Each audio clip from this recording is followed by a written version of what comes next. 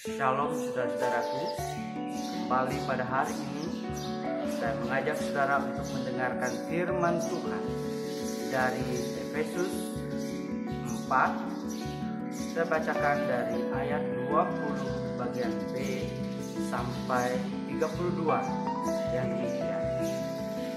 Kamu telah belajar mengenal Kristus karena kamu telah mendengar tentang Dia dan menerima pengajaran di dalam Dia menurut kebenaran yang nyata dalam Yesus, yaitu bahwa kamu berhubung dengan kehidupan kamu yang dahulu harus menanggalkan manusia lama yang menemui kebinasaannya oleh nafsunya yang menyesatkan, supaya kamu dibaharui di dalam roh dan pikiranmu, dan mengenakan manusia baru yang telah diciptakan menurut kehendak Allah di dalam kebenaran dan kekudusan yang sesungguhnya. Karena itu, buanglah dusta dan berkatalah benar seorang kepada yang lain, karena kita adalah sesama anggota. Apabila kamu menjadi marah, janganlah kamu berbuat dosa. Janganlah matahari terbenam sebelum padam amarahmu, dan janganlah beri kesempatan kepada iblis.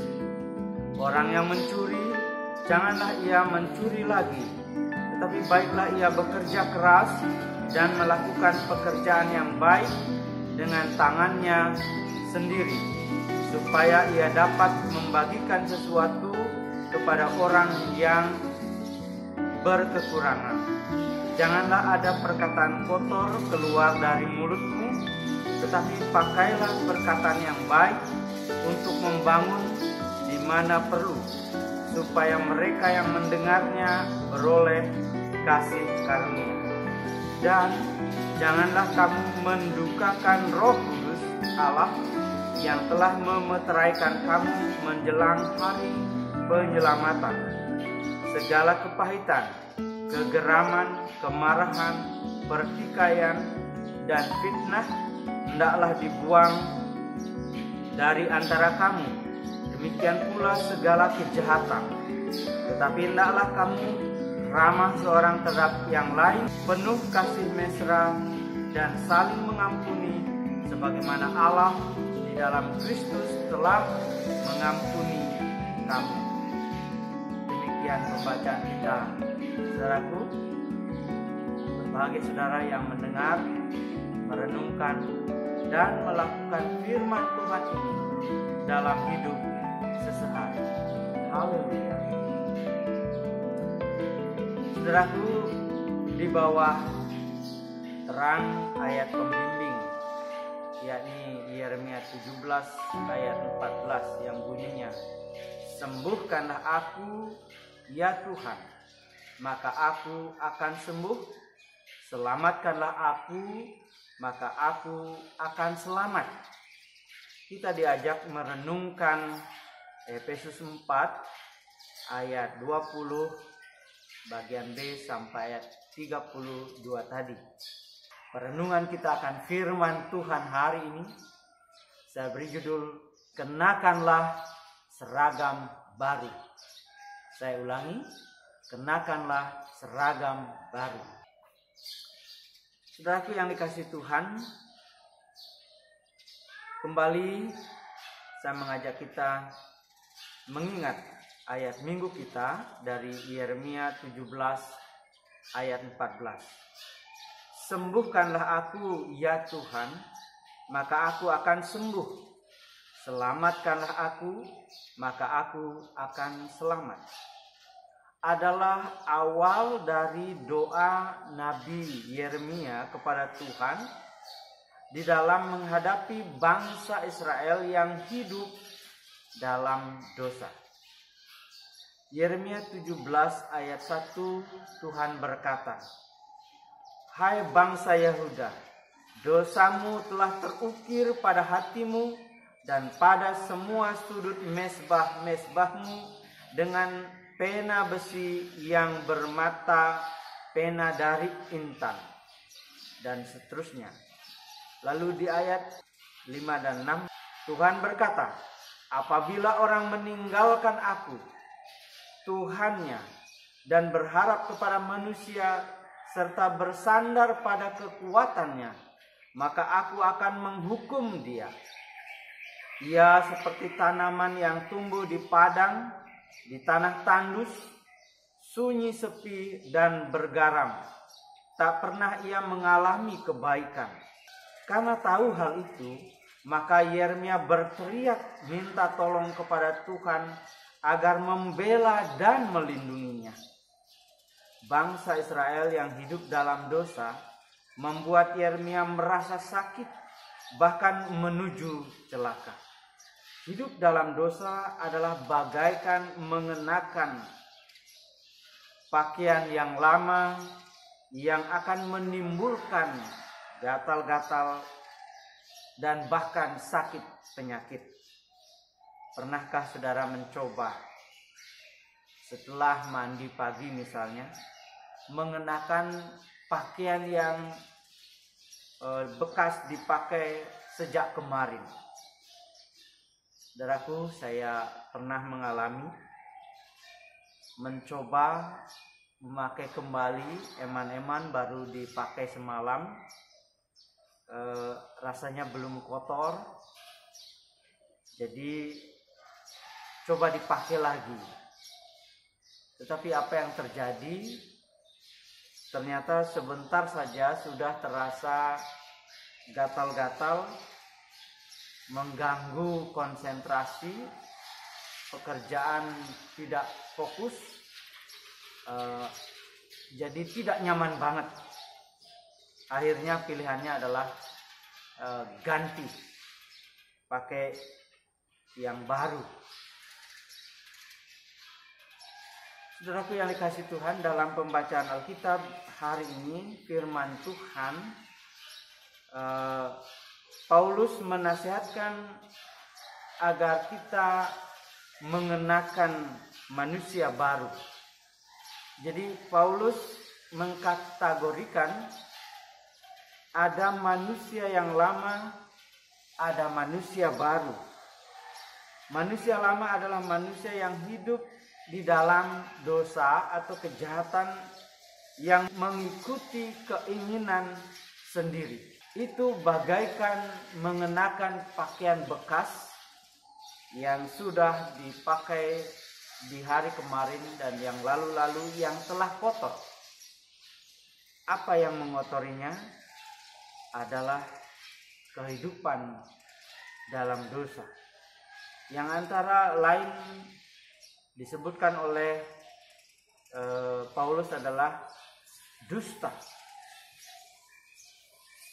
Bisa berarti kebohongan yang dilakukan antar sesama, tapi juga menurut saya bisa kita artikan juga janji-janji kita yang kosong atau tidak ditepati, baik janji kepada sesama maupun janji kita kepada Tuhan.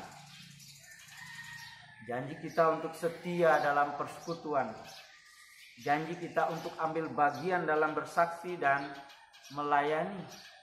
Kalau kita tidak tepati maka itu bohong, itu dusta. Yang kedua, kemarahan atau geram yang tidak terkendali serta menyimpan kepahitan yang berlarut-larut. Yang kedua adalah kemarahan atau geram yang tidak kunjung padam, di mana sakit hati disimpan berlarut-larut. Hal itu akan membuat kita kembali kepada kehidupan kita yang lama. Yang ketiga, mencuri milik ataupun hak-hak orang lain. Tak terasa dengan menyimpan apa yang seharusnya kita lepaskan, kita bagikan kepada orang lain yang membutuhkan. Kita menahan apa yang harusnya kita jadikan berkat bagi orang lain. Yang keempat, berbicara kotor, atau berkata-kata yang tidak perlu, atau berkata-kata yang sebetulnya sampah saja, tidak ada gunanya. Yang kelima, mendukakan Roh Kudus.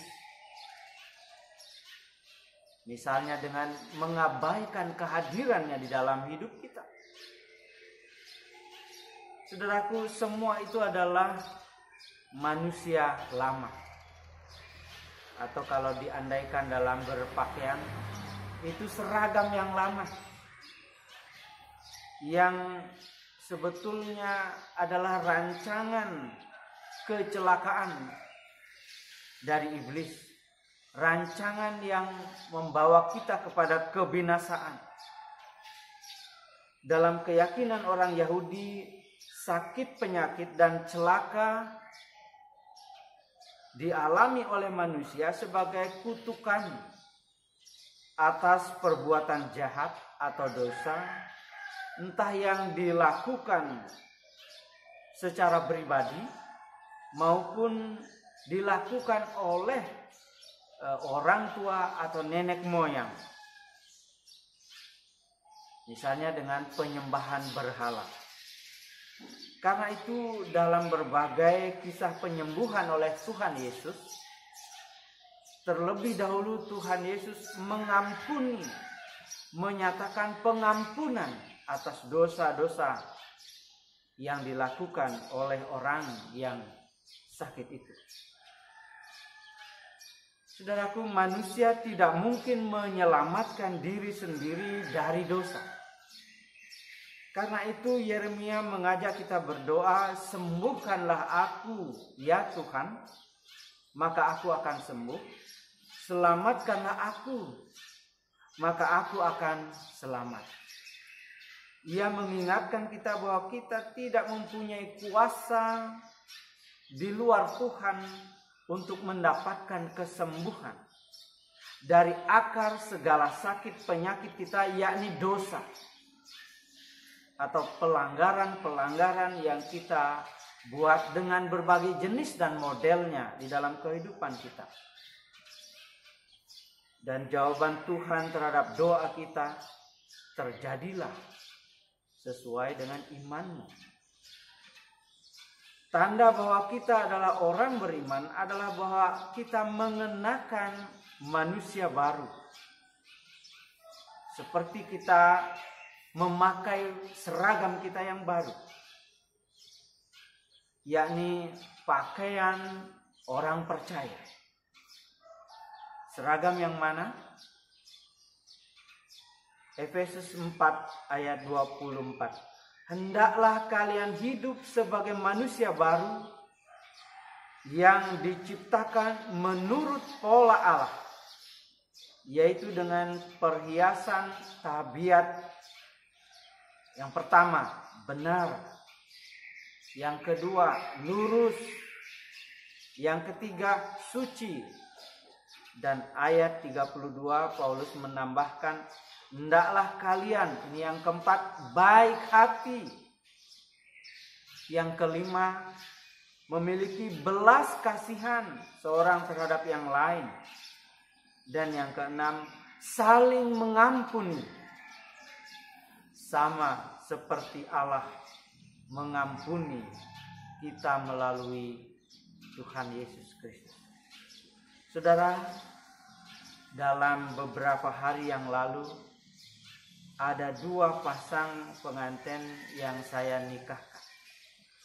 Masing-masing pasangan didukung oleh keluarga besar mereka yang menyekitari mereka. Keluarga inti mengenakan seragam baru yang mereka pilih khusus untuk hari pernikahan mereka. Dari seragam baru yang mereka kenakan, saya mengenali, oh ini orang tuanya, oh ini mertuanya, oh ini adik atau kakak mereka. Saudaraku, saudara dikenali dengan seragam baru yang saudara kenakan sebagai anak-anak Allah. maka kenakanlah seragam pengantin yang di dalam Tuhan Yesus Kristus didesainkan khusus bagi setiap orang percaya. Seragam manusia baru itu adalah tanda-tanda daripada seseorang yang hidup dalam keselamatan yang Tuhan canangkan bagi setiap anak-anaknya. Maka kenakanlah seragam baru itu. Amin.